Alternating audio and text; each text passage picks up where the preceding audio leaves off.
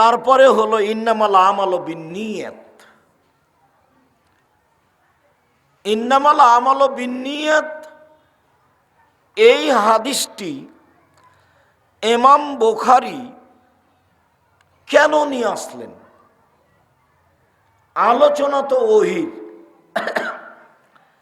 তো এখানে তো ওহীর কোনো কথা নেই, যার কারণে একচাটিয়া বিদ্বানগণ বলতে চেয়েছেন যে ছাত্র শিক্ষক সবাই যেন নিয়তটা ঠিক করে নেয়। পড়তে পড়তে কয়দিন পরে একজন বলছে গার্মেন্টসের চাকরি নিবি, বেতন 30,000। তখন বলছে যে বুখারীর দাস থাক, গার্মেন্টসে যাই।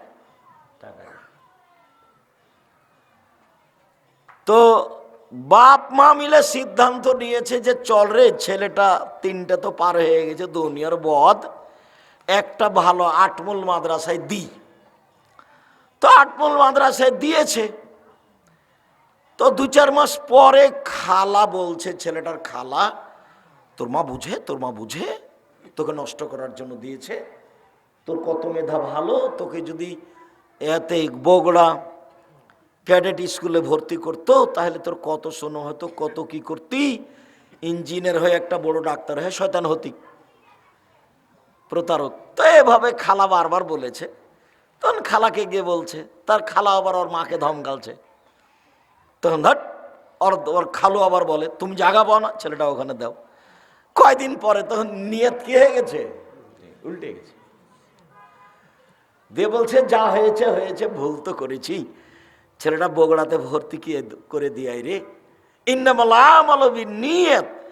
ইমাম বুখারী কি আসলে ওহীর সাথে মিলানোর জন্য হাদিসটা নিয়ে এসেছেন, না ছাত্র শিক্ষকের অন্তরকে সংশোধন করার জন্য নিয়ে এসেছেন? বলছে যে আটমূলে এসেছি, এখন কয়েকদিন বুখারী পড়বো, আসলে কুষ্টিয়া বিশ্ববিদ্যালয়ে ভর্তি হবো সেই জন্য। তো কয়েকদিন কোথায় আর থাকবো, আটমূলে খাই থাকি ফিরি। তো জামিয়া সালাফিয়ায় গেল না কেন, হাজার হাজার ছাত্র। তো বলছে যে আর বলেন না, আব্দুর রহমান এমন শক্ত, বাপ রে বাপ, পা ধরে পড়ে নিয়ে গেছিলাম, তো হয়নি। কই যে হবে না রে, অন্তর আর একটা আছে। কয়দিন পরে ও কোথায় যাবে, কুষ্টিয়া বিশ্ববিদ্যালয়ে ভর্তি পরীক্ষা দিতে যাবে, আসলে এমনি আছে ও এখানে। তো ইমাম বুখারী বলছে যে ছি ছি ছি ছি, ওহীর আলোচনা শুরু করেছি, কিন্তু তুমি আগে কি করো, সংশোধন হও। ইন্নামাল আমালু বিন্নিয়াত। তুমি যে এখন ফাঁকি দিয়ে আছো, চাঁপানেমুজের ভাষাতে ভোগা দিয়ে আছো, ফাঁকি দিয়ে যে তুমি আছো, তো তোমার অন্তরে একটা কালো দাগ পড়ে গেছে, অন্তরে তোমার একটা কালো দাগ পড়ে গেছে, এটা দিয়ে আর হবে না পড়া। যেখানেই যাও পথ ভালো আর হবে না, কেটে গেছে ওটাই। নিয়তে কি হয়ে গেছে, ত্রুটি হয়ে গেছে, ফাঁকি দিয়ে দিন কাটাচ্ছিল। তো অনেক বিদ্বানী আলোচনা অন্য আর এই হাদিসটাকে সামনে রেখেছে। তার মধ্যে মেশকাতও তাই, উনি ইমানের আলোচনা করবেন দেখি তার উপরে একটা হাদিস লিখে রেখেছেন, সেটা হলো ইন্নামাল আমালু বিন্নিয়াত। তো মেশকাতের লেখক ও ছাত্ররাকে বলছে, দেখো আমি হাদিসটা নিয়ে এসে নিজেকেও সংশোধন করতে চেয়েছি, ভালো মানুষ করতে চেয়েছি, তোমরা যারা পড়ছো তারা একটু তোমরা কি করো, ভালো মানুষ হওয়ার চেষ্টা করো। নিয়তে ত্রুটি থাকলে সব যাবে, নিয়তে ত্রুটি থাকলে মিথ্যার আশ্রয় নেওয়া লাগবে, আর মিথ্যে যখন ঢোকে যাবে তখন আর সেটা ভালো থাকবে না। ইমাম বুখারী ওহী দিয়ে আলোচনা শুরু করেছেন আর তাওহীদ দিয়ে আলোচনা শেষ করেছেন। ওহী দিয়ে আলোচনা শুরু করেছেন আর তাওহীদ দিয়ে আলোচনা শেষ করেছেন। কেন এভাবে করলেন? ওহী দিয়ে আলোচনা শুরু করে বললেন, পৃথিবীর মানুষ জীবনটা কাটাও ওহী অনুযায়ী, আর শেষটা যেন তাওহীদ টিকে থাকে, লা ইলাহা ইল্লাল্লাহ। যদি লা ইলাহা ইল্লাল্লাহ না টিকে তো ওহী গেছে। তো এতদিন তো আমল করলে ওহী অনুযায়ী, তো শেষেরটা যেন তাওহীদের উপরে থাকে। মান কানা আখিরু কালামি লা ইলাহা ইল্লাল্লাহ ফাদাখালাল জান্নাহ। কারো যদি বাক্য হয় শেষ কালেমা লা ইলাহা ইল্লাল্লাহ, তো সে জান্নাতে চলে গেছে। তাহলে তৌহিদ আছে। সেই জন্য ইমাম বুখারী ওহী দিয়ে আলোচনা শুরু করলেন, আর তাওহীদ দিয়ে শেষ করলেন। কেন? ওহী হলো অন্তরের বিষয়, ওহী হলো অন্তরের বিষয়, আর তাওহীদ হলো বাস্তবতার বিষয়। ওকে বলতে হবে লা ইলাহা ইল্লাল্লাহ। অন্তরে ত্রুটি থাকলে ওহী কেটে যাবে। সেই জন্য ইমাম বুখারী ওহী দিয়ে শুরু করেছেন আর তাওহীদ দিয়ে শেষ করেছেন। ইমাম বুখারী ওহী দিয়ে শুরু করে বলেছেন, দেখো, যার যত নিয়ত ভালো তার তত আমলের ওজন ভালো। তাই ওহী দিয়ে শুরু করে ওজন দিয়ে শেষ করেছেন, তাওহীদ দিয়ে শুরু করে ওজন দিয়ে শেষ করেছেন। শেষ হাদিসটা কিসের? কালিমাতানে সাকিলাতানে খাফিফাতানে ফিল মিজানে, দাড়ি পাল্লা দিয়ে করেছে। বলতেন যে বরকতের জন্য ডালিম গাছের নিচে বুখারী পড়তে যেতে হবে একদিন। আমি বলেছি এটা শিরক। কথা বুঝতে পারোনি?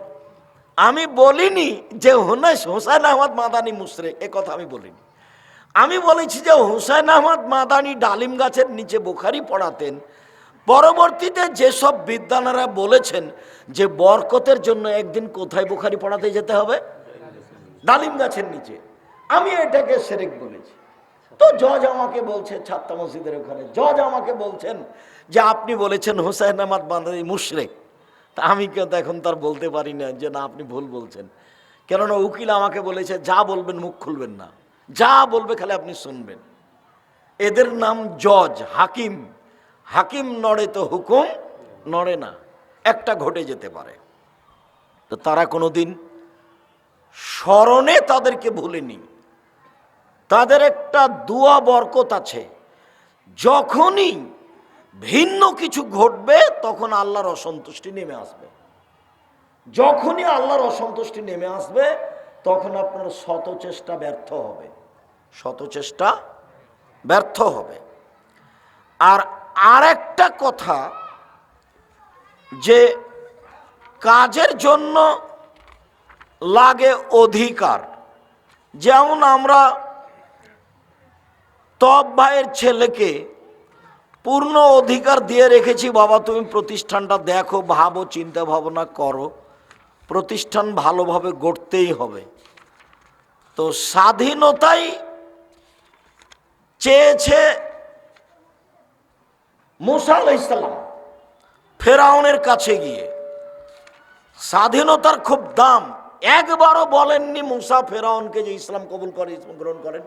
বলেন এক আল্লাহ, বলেন এক আল্লাহ, এ কথা মুসা বলেননি। দেখেন 1 মিনিট বলি, এই চলো এক,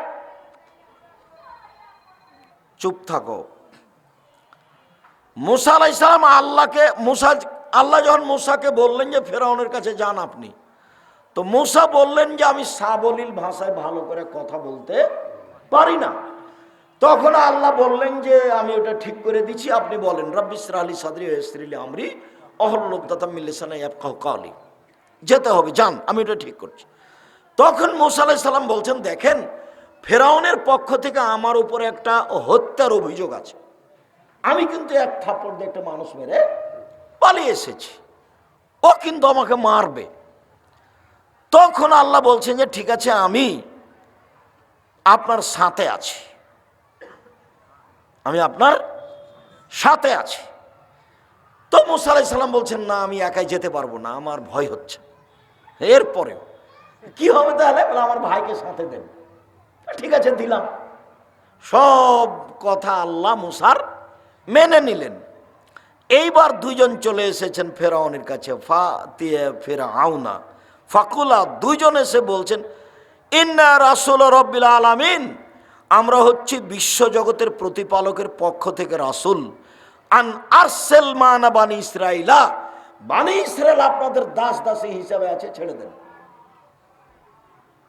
আব্দুল্লাহর বক্তব্যই এটা, গোলাম হয়ে জাতির কাছে বসবাস করতে রাজি নই, গোলাম হয়ে একদিন বাঁচতে চায় না। মুসা বলছেন যে আমার সম্প্রদায়কে ছেড়ে দিতে হবে। আগে তো এসে বলবে বল লা ইলাহা ইল্লাল্লাহ বল, এই কথা না বলে কি বলছেন, আমার লোকজন ছেড়ে দেন।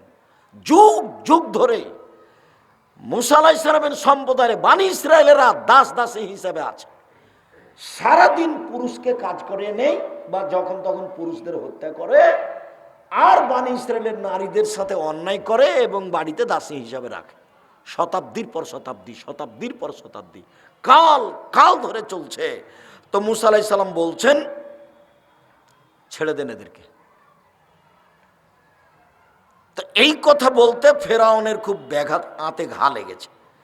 তখন ফেরাউন বলছে আলাম নুরাব্বিকা ফিনা, কি ব্যাপার, তোমাকে আমি লালন পালন করিনি ওয়ালিদান শিশুকালে, অলাবেস্তা ফিনা নুমরেকা সিনিনা, তুমি বহুদিন আমার মাঝে ছিলে না, আমার সামনে এসে এভাবে কথা বলো, মানে আমার লোকজনকে ছেড়ে দেন, এই কথা তো যেমন তেমন নয়, এটা মুখের ওপরে বলা, লিখিতভাবেও নয়, স্মারকলিপি নাই এখানে, নগদ ছেড়ে দেন। তখন ছোট থেকে শুরু করেছে ফেরাউন তাকে, তোমাকে আমি লালন পালন করিনি, তুমি আমার বাসায় বহুদিন ছিল না, ফালতা ফালাতা কাল্লাতি ফালতা, তুমি একটা কর্ম করেছো, যা তুমি করেছো, তুমি তোমার কর্ম করেছো, এক থাপ্পড়ে মানুষ মেরেছো, ওয়ান্তা মিনাল কাফিরিন, তুমি বড় অকৃতজ্ঞ। এটা মুখের উপরে ফেরাউন বলল মুসাকে, মুসা বললেন একটা, ফেরাউন বলল আর একটা।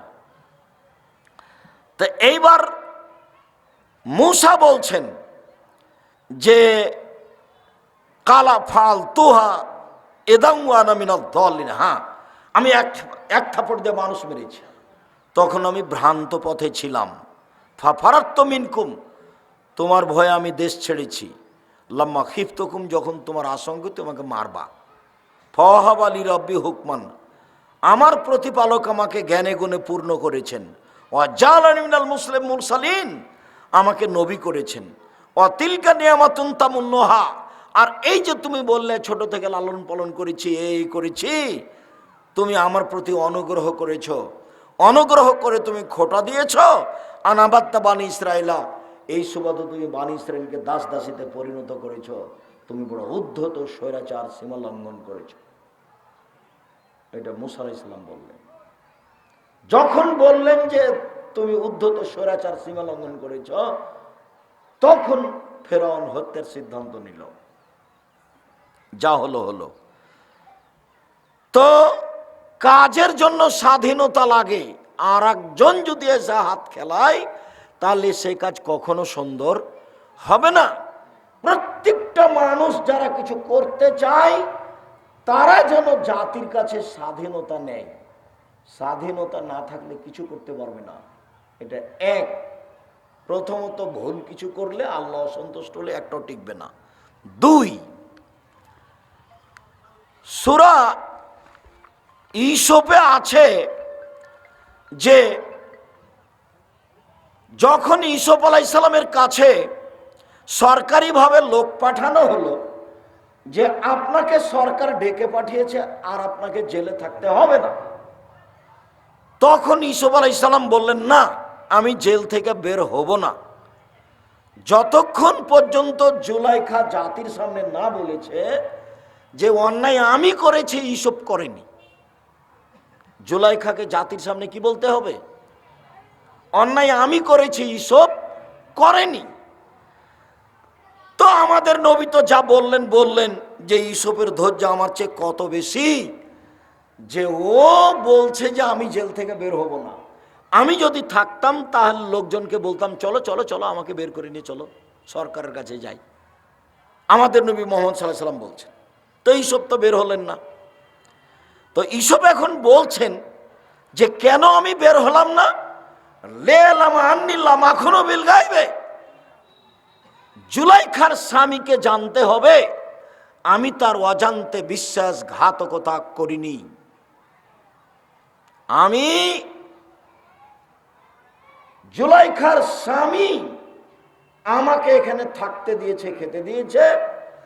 জুলাইখার স্বামীকে না জানিয়ে আমি জুলাইখার সাথে জেনা করিনি, এইটা আমি তার স্বামীকে জানাতে চাই যে আমি বিশ্বাসঘাতক নই। ও তো আমাকে এখানে থাকতে দিয়েছে, বলছে এই জুলাইখা, এই যে ভালো ছেলে, সুন্দর, দেখছো না কত সুন্দর টকটকে ঝকঝকে রে, একে আমরা ভবিষ্যতে সন্তান হিসাবে গ্রহণ করব। একে ভালো থাকতে দাও, ভালো খেতে দাও। এখন ভালো খাচ্ছেন, ভালো থাকছেন, এই সুবাদে আমি তার স্ত্রী জুলাইখার সাথে অন্যায় করব, এটা আমি করিনি। আমি বিশ্বাসঘাতক নই। মর্মে আমি কল্যাণের আশায়, আটমল সালাফিয়া মাদ্রাসার ভিত্তি ছিল একবারে আল্লাহকে সন্তুষ্ট করার লক্ষ্যে, সামান্যতম কোনো স্বার্থ ছিল না।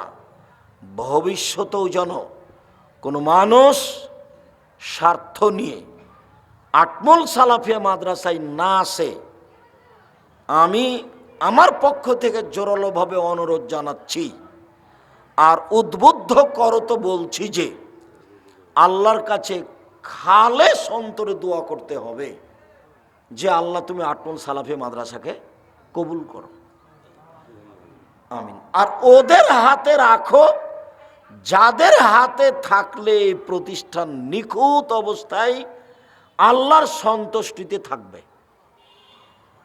হঠাৎ করে আটমল সালাফিয়া মাদ্রাসা এখানে ধপ করে পড়ে যায়নি। এটা কিভাবে গড়ে উঠেছে সবাইকে মনে রাখতে হবে। আর আল্লাহ কোনো কাজ কারো ধপ করে দিয়ে দেন না, সময় দিয়ে দেন। দীর্ঘ সময় ধরে আল্লাহর সন্তুষ্টিতেই যারা চেষ্টা চালিয়েছে তারা এ পর্যন্ত নিয়ে এসেছে। যারা চেষ্টা চালাচ্ছে তারা অনেক পর্যায়ে পৌঁছে দিয়েছে, ভবিষ্যতে আরো ভালো থেকে ভালো পর্যায়ে পৌঁছানোর চেষ্টা করবে ইনশাআল্লাহ। মর্মে প্রত্যেক ব্যক্তিকে অন্তরটা পরিষ্কার, ইন্নামাল আমালু বিন্নিয়াত, এই হাদিসের প্রতি আমল করো তো আল্লাহকে সন্তুষ্ট করার আশায়। প্রতারণা, বিশ্বাসঘাতকতা অন্তরে না নিয়ে এসে একমাত্র খালেস অন্তরে কাজ করতে হবে। আল্লাহ সন্তুষ্ট থাকলে কাজ হবে ইনশাআল্লাহ। আজ যা আছে 5 বছর 10 বছর পরে এর চেয়ে আরো অনেক বেশি হয়ে যাবে। মর্মে বলি শেষে এসে, আল্লাহ যারা খালেস অন্তরে এই প্রতিষ্ঠান গড়ে চলে গেছে, তুমি তাদের কবরের শাস্তি মাফ করে দাও। আমরা ছাত্ররা, শিক্ষকেরা তাদের পরবর্তী উত্তরসূরি হিসাবে আছি। আমরা তাদের জন্য তোমার কাছে অন্তর খুলে, মন খুলে, কোনো প্রকার স্বার্থ ছাড়াই তোমাকে শিরক মুক্ত সর্বশক্তিমান মনে করে তোমার ক্ষমতার আশাধারী হয়ে বলছি, যারা খালেস অন্তরে আটমল সালাফিয়া মাদ্রাসা গড়েছে, তুমি তাদের কবরকে প্রশস্ত করো, তুমি তাদের কবরকে আলোকিত করো। আমরা যারা এলাকাবাসী, দেশবাসী আছি, কি বলবো, আমরা যারা এলাকাবাসী, দেশবাসী আছি, তারা সবাই যেন আল্লাহকে সন্তুষ্ট করার আশায় খালেস অন্তরে আটমল সালাফিয়া মাদ্রাসায় দান এবং সহযোগিতায় পরামর্শে থাকি। আল্লাহ তুমি এই তৌফিক দান করো। এই তৌফিক দান করার দাবি জানিয়ে উপস্থিত বৈঠকি দান, যারা এখানে ছেলেরা আছি, যারা অভিযোগ আছি, সবাই অভিভাবক আছি, ওই এই আমার সাথে যে ছেলেটা ছিল,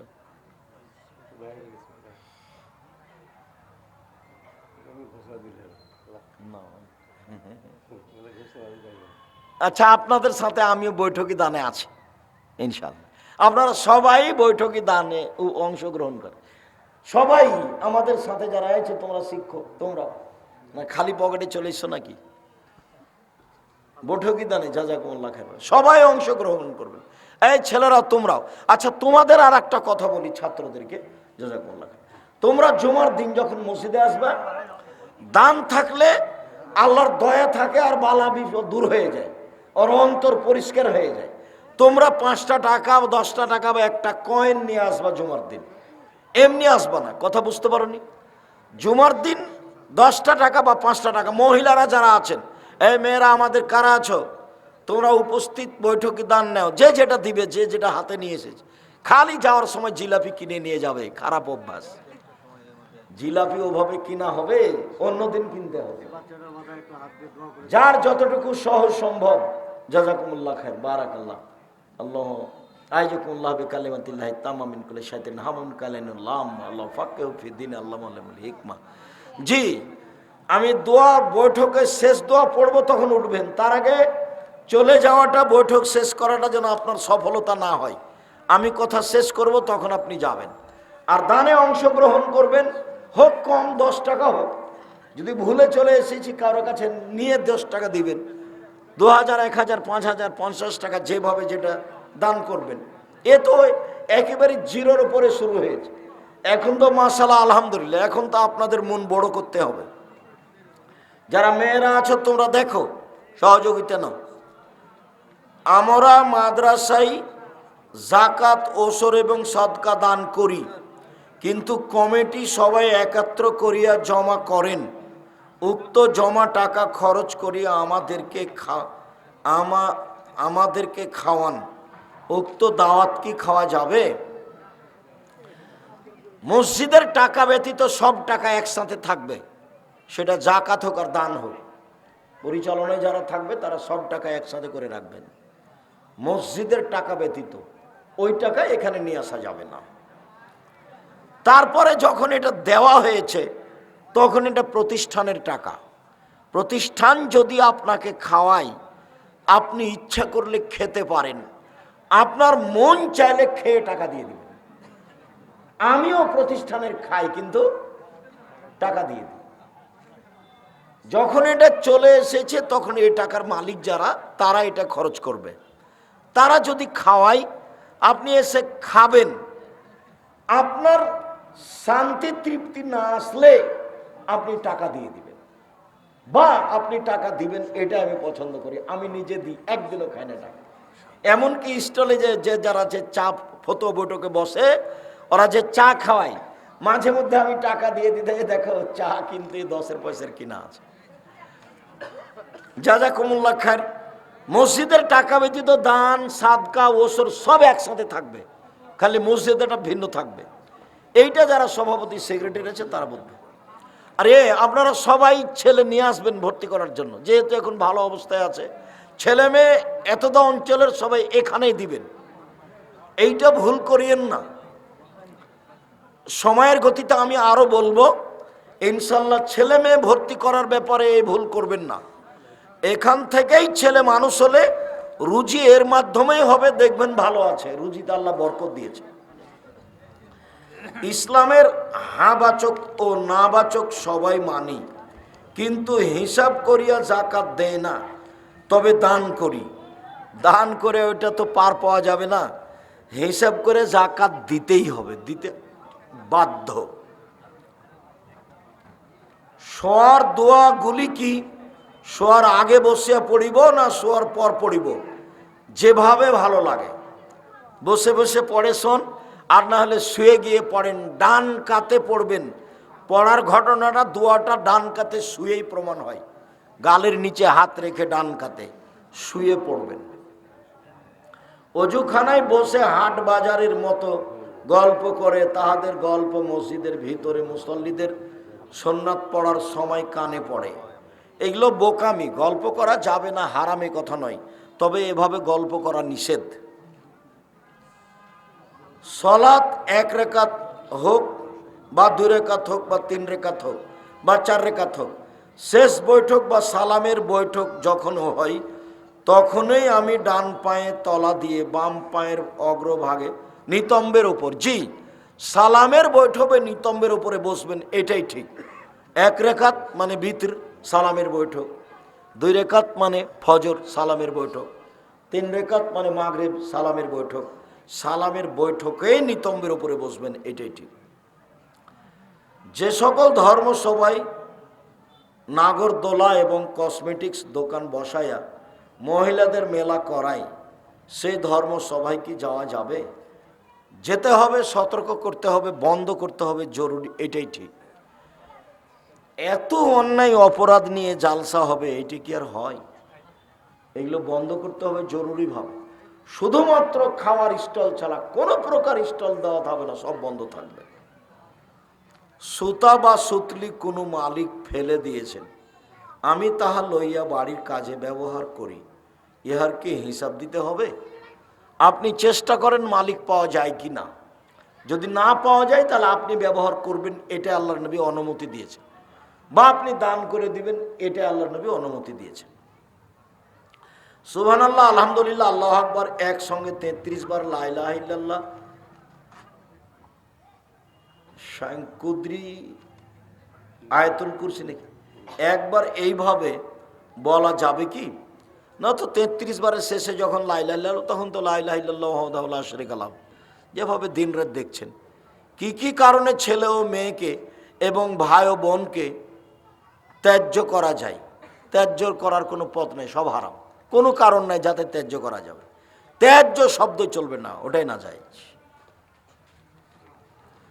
5 মাস বয়সে সন্তান মারা গেছে, আকিকা দেয়নি, এখন আর আকিকা লাগবে না, 7 দিন পার হয়ে গেছে, আকিকা পার হয়ে গেছে, আল্লাহ মাফ করো, ছেলেটা আমার কাজে লাগাও। কোন হিন্দু লোককে দিয়ে মসজিদ নির্মাণ কাজ করে নেওয়া যাবে কি? যাবে, কোনো সমস্যা নেই। যদি কোনো মুসলমান মিস্ত্রি না পাওয়া যায়, হিন্দু কাজ করতে পারে। হিন্দুকে মসজিদের খুঁটিতে বেঁধে রাখা হয়েছে, বুখারী মুসলিমের হাদিস। নবী রাসূলদের নামের পূর্বে হযরত লিখা যাবে না।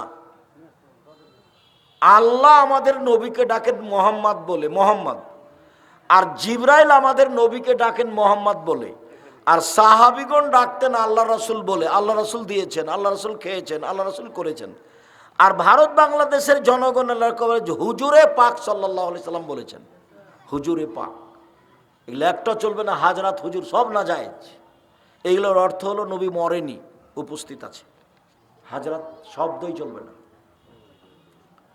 আসসালামু আলাইকুম, মুসাফির মসজিদের মাইকে বক্তব্য দিয়ে আদায় করে না,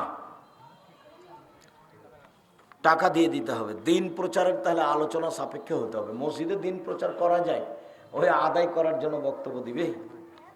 ওকে বলো তুমি গ্রামে চাও। প্রতিষ্ঠানের স্বার্থে, মসজিদের স্বার্থে মসজিদের মাইকে বক্তব্য হবে। হাঁসের ডিম মুরগির তলে দিয়ে বাচ্চা তোলা যাবে নাকি? যাবে। এই জন্য যে পশু পাখির ওপরে বিধান নেই, হালাল হারাম বিধান মানুষ এবং জিনের উপরে। এটা গুরুত্বপূর্ণ কথা। মানুষে বলছে যে একটা গাভীর বাচ্চা যখন ষাঁড় বাচ্চা বড় হয়েছে, তখন সেই ষাঁড়টাকে দিয়ে সেই গাভীকে আবার ভরণের বিষয়টি নিয়ে গেছে, ষাঁড় দেখানো বিষয়টি নিয়ে গেছে। তো এটাই তো এই গাভীরই বাচ্চা ষাঁড়, তাহলে এটা জায়েজ না জায়েজ? তো বলে হ্যাঁ, মাথা খারাপ হয়ে গেছে, ঠিকই তো, এটা কেমন হয়ে গেল? এলাও বোকামি। পশু প্রাণীর উপরে বিধান নেই। হালাল হারামের বিধান কার উপরে? মানুষের উপরে। একটা ছাগল কুকুরের দুধ খেয়ে বড় হয়েছে, এটা হালাল না হারাম? নগদ হালাল, বলে রুচি, সেটা তোমার ব্যাপার।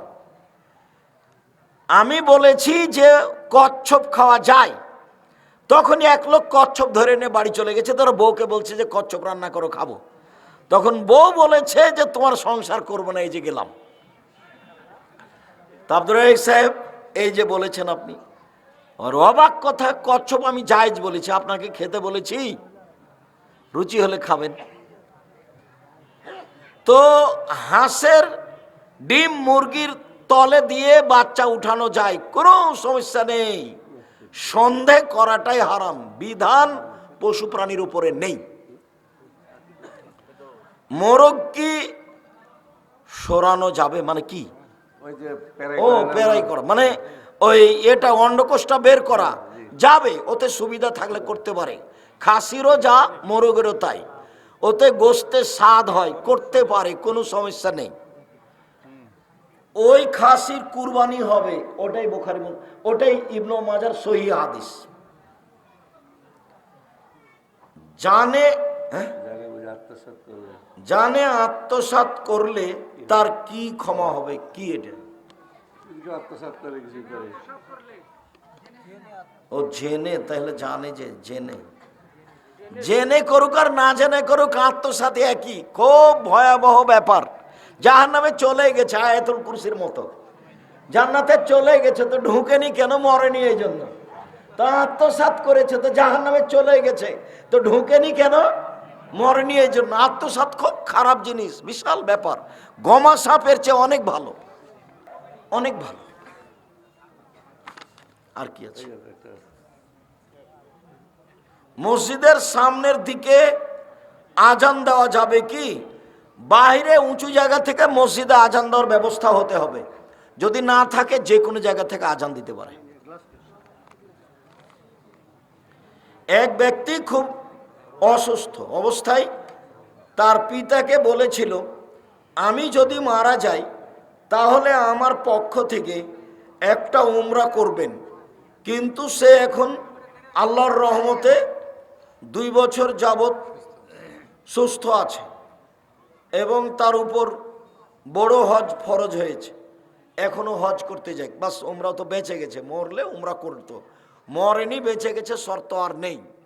এই যে সাতাল এই যে ফাতাল মাসুদ ফাতাল সাত, ও দুটাই গেছে, ফাতাল সালাত কোনোটাই নাই, করা লাগবে না। সুতা বা সুতলি, শুক্রিয়া, জাযাকুমুল্লাহ খাইর। জি, আমি আপনাদের আন্তরিকভাবে শুকরিয়া আদায় করি।